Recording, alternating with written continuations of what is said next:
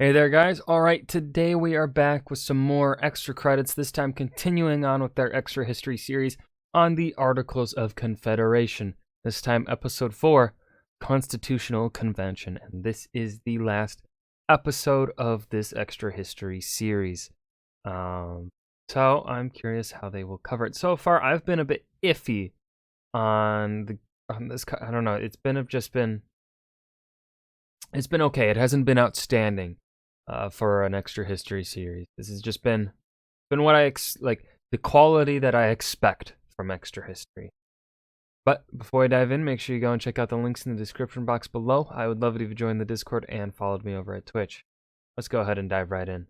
In faraway Paris, diplomats put pen to paper and signed the treaty that would end the American Revolutionary War. A copy of this document sailed across the ocean, where it would need delegations from 9 states to ratify it under the Articles of Confederation and accept their victory.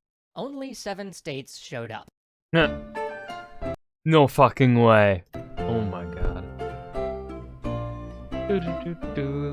1 month after the Confederation's embarrassing failure to bring the states together long enough to sign their own peace treaty, they reconvened with just enough people to get it done. The war had ended. Peace had come.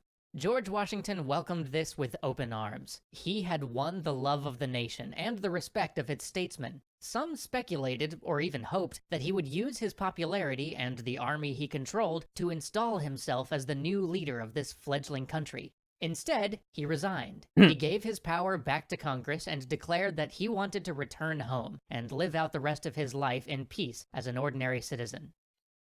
This is still such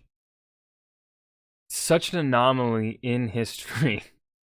When you really think about it, think about all the rebellions that have happened throughout history, and you think about all of the people that have led them, and what happens after victory is gained.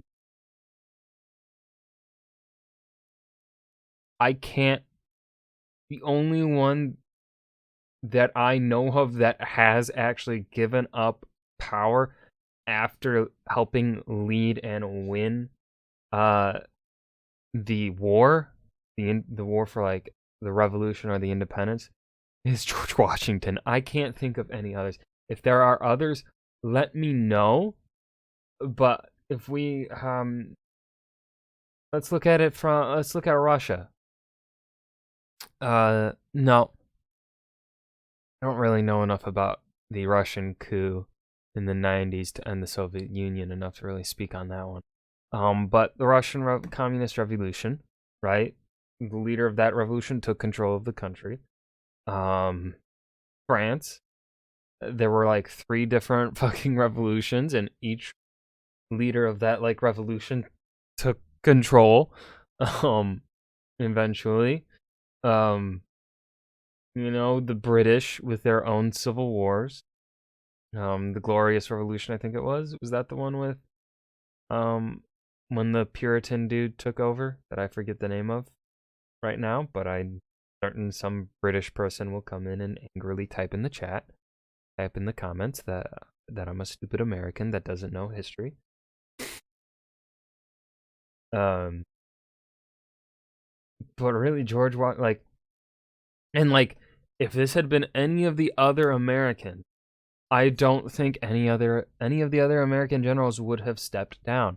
I think George Washington was like the only one, and Nathaniel Greene might have. I don't know enough about Nathaniel Greene to really make a statement like that, but I feel like, especially when it comes to military leaders of this time period, they are more likely to, right? Like this creates the anomaly within the United States that most other places do not really have. Although it's kind of shifting a bit in the United States and has been shifting for like really since for a while. I don't know, the U.S. relationship with military leaders. The U.S. military is pretty devolved. U.S. military leaders do not really have political authority within the United States, like whatsoever. They typically only gain military authority once they are no longer active military but are instead veterans, and then go on to serve politics, right? General Eisenhower, who became President Eisenhower in the 50s. But that's like still pretty much a separation of. And so like here, George Washington is kind of, in a way you could say, setting up that precedent of where he is no longer going to be really active military. And then when he does come back and does become president, he isn't really active military. So then he becomes supreme commander, and he does go and lead troops to put down a rebellion in the 1780s, I believe it was. But the Whiskey Rebellion or whatever, I forget what it's fucking called. But yeah, it's just so interesting that like how like he's the one person I can think of that, like, if I had been him, I would have probably taken power. I would have been like, you fuckers are incompetent. I'm the only one that can get this shit done. Right? That would be me. I'd be an egotistical maniac. All he asked was that they find a way to pay his soldiers. He hoped that they would be able to do that by giving his soldiers free land in the West to build new homes. This was the same issue that, years ago, had divided the states so badly that it almost tore the Confederation apart. Back when Maryland had first raised a stink about the Western Territory, Virginia had decided to assert its control over the region by selling land to settlers so that good Virginia citizens could spread into the West. But those eager settlers had soon run into a teeny-tiny problem. There was still a war going on, and the British held military forts in the West. When those settlers had asked their home state to send troops to defend them, Virginia said, "We're kind of busy fighting this war back home, and we don't have any troops we can spare for you, so good luck." Those settlers were not happy. They learned to fend for themselves, but by the time the war ended, many considered themselves to be independent from both sides, and a few had even discussed joining Spain or France. The West was a mess. But it also represented an opportunity for the states to finally get Congress off their backs about those debts they owed. Little old Rhode Island, whose last-minute refusal had killed the tax amendment, eagerly pointed out that selling land in the West could go a long way toward paying off that debt. Rhode Island banded together with the other states and pressured Virginia to give up their claims on the West, and since that territory had turned into a giant mess for them anyway, Virginia agreed. Now that Congress controlled the West, they set up rules for how land would be divided up and sold, and even for how the towns should be built to include public services like schools and government buildings. Once these new territories reached a population of 20,000, they would join the Confederation and become states. This is what's so crazy, and why I think people need to realize that this Constitution and many things within it need to be updated with modern ideas and the modern morality within them. 20,000 people equal a state. We don't need senators anymore. Senators originally were chosen by the governor of the state to represent the state in Congress. In the 1900s, we got rid of that. I think it was the late 1900s. I think we changed it to where the people vote on the senators. We don't need senators anymore. Once we started voting for our senators, they became pointless because that was not their intended role. Their intended role was to be chosen by the governors of the state to represent their state. They no longer do that. They are now an extension of the will of the people, but they do not represent the will of the people because there are only two of them and they are not proportional. If anyone wants to fight me on this, I will fucking kick your ass. These laws promised security that Western settlers had never had before, and this not only helped shape new communities, but also helped convince the settlers formerly known as Virginians that Congress cared about them too. Yet, this victory did not reverse the Confederation's declining fortunes. Those forts that the British held in the West, well, the British had agreed to leave them when they signed the peace treaty, and in return, Congress had agreed not to punish British citizens who had remained loyal to the Crown. Unfortunately, the states repeatedly ignored this agreement by kicking British loyalists off of their land, and repeatedly ignored Congress's requests that they stop it. The Articles of Confederation had made Congress responsible for enforcing foreign treaties, but once again, they had no power to make it happen. And the British argued that if the Americans wouldn't uphold their end of the treaty, then they didn't have to do it either.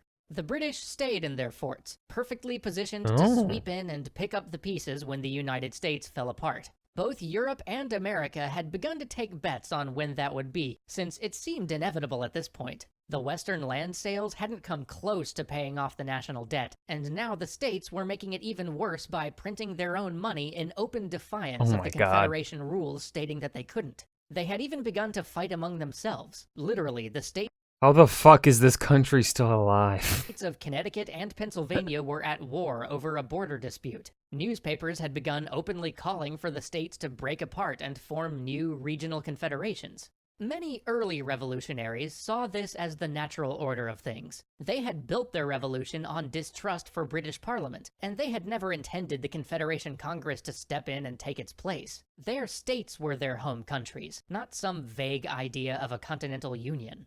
And this would remain even after this constitutional convention. This would kind of remain the American identity. There would not be an American identity until the U.S. Civil War, largely. And you could even argue there was not much of an American identity until World War I or even World War II. And it was still really up until World War I where the identity was to your state and not really to your nation. But I like to mainly put it as the U.S. Civil War changed the painting from, because that's also where we see a massive increase in centralized power go to the federal government, and less power is taken away from the states and more power is given to the federal government under Lincoln. That's where we really see the identity of a U.S. of an American instead of the identity of a New Yorker or an Ohioan. Imagine living in Ohio. Ew. But the revolution that they had begun had grown out of their control, and the new generation of American statesmen saw things very differently. Men like Alexander Hamilton had fought in the war alongside soldiers from all 13 states, and the one thing that had brought them together was this idea of America, a country that belonged to all of them. Hamilton refused to let his new country fall apart, but years of serving in Congress had convinced him that this weak Confederation government could not be fixed. It had too many fundamental flaws. It couldn't fund itself, it couldn't enforce laws, heck, it couldn't even get its own delegates to show up half the time.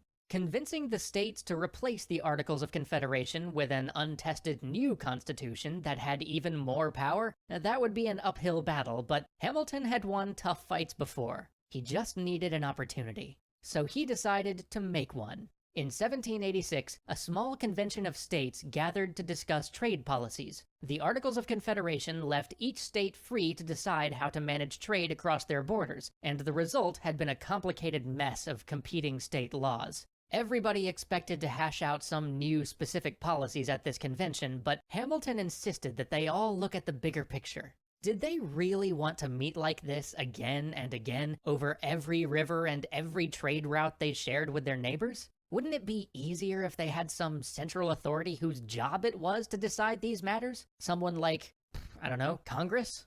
By the end of the week, the states had made Hamilton their spokesperson and authorized him to call for another convention to reform the Articles of Confederation. But only 5 of the 13 states had even bothered to attend this first meeting. If Hamilton wanted to change the government, he needed to convince them all to attend the next one. He needed to make it a show, to prove to the states that the one American they all respected took this convention seriously. He needed star power. He needed George Washington.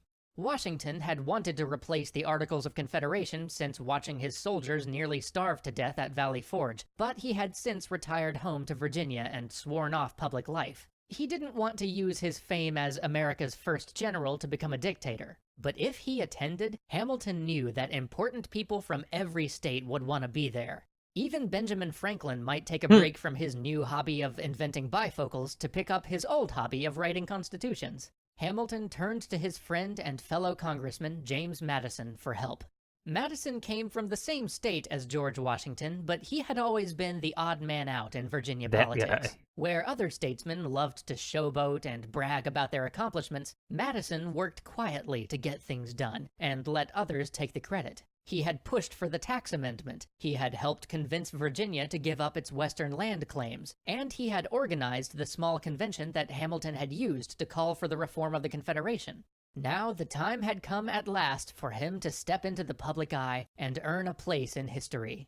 He started telling everybody that George Washington had agreed to attend this new convention as one of the delegates from Virginia. Now, Washington had agreed to no such thing, but Madison met with him privately and said, "Hey, be cool, I'm not expecting you to actually be there. You just tell everybody that you'll be there so that they show up, because we both agree this meeting needs to happen, right? And after they have already committed to showing up, you can just cancel, and I'll look like an idiot, but that's okay because we can still get what we want." Washington agreed to go along with this, but Madison's plans extended even farther. While pretending that he was merely keeping Washington updated about the convention, Madison started to send him information about everyone who would attend. He sought Washington's advice on what to do about the Articles of Confederation, gradually allowing Washington to feel like replacing the Articles with an entirely new constitution was his idea. Holy fucking genius. 5D chess, James Madison. What the fuck?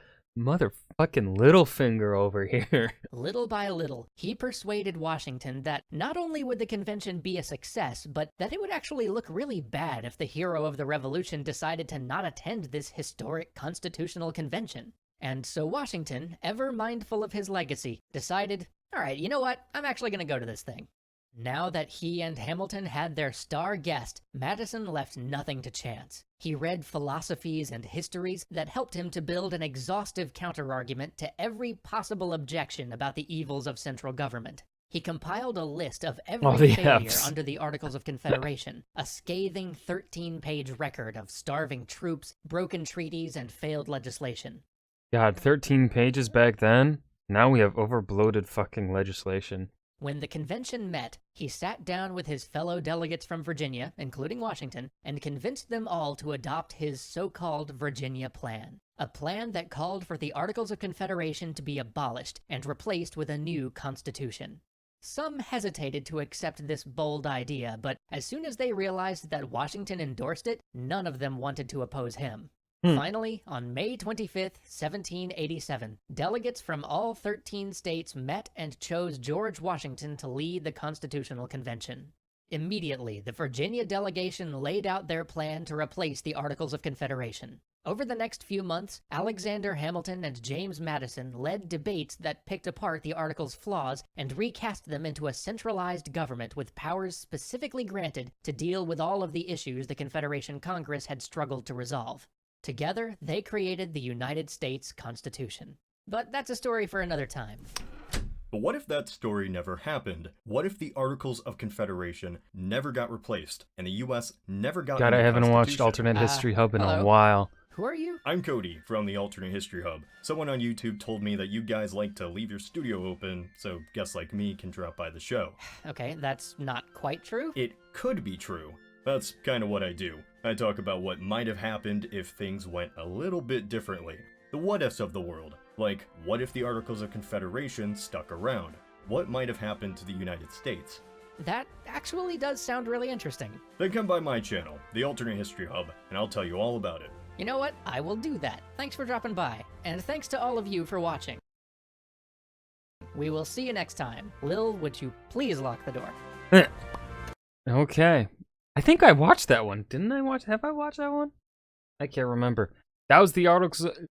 Already butchering. The Articles of Confederation Constitutional Convention Extra History number 4 by Extra Credits. This kind of means I have to go watch the series on creating the Constitution of the USA. I really don't want to do that. That comment section for that is going to be interesting. Too many racists on the internet. Anyways, thank you guys for watching. I hope you guys enjoyed. Remember to hit that like button and subscribe for more. And I will see you guys in the next video. Peace.